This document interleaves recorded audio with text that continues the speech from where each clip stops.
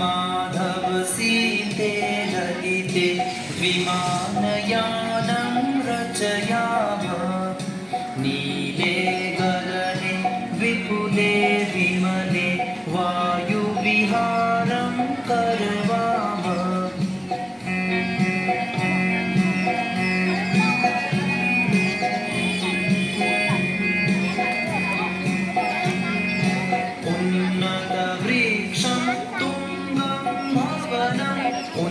उन्नतवृक्षं तुङ्गं भवनं क्रान्त्वाकाशं खलु यामः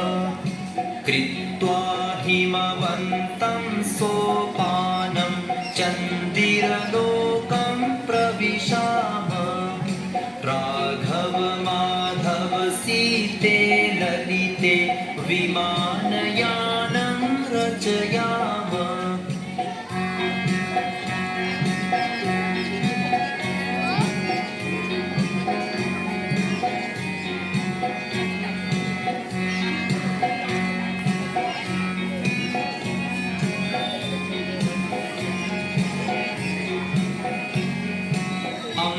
अम्बुदमालाम् अम्बरभूषाम् आदायैव हि प्रतियामः दुःखितपीडितवृक्षलतां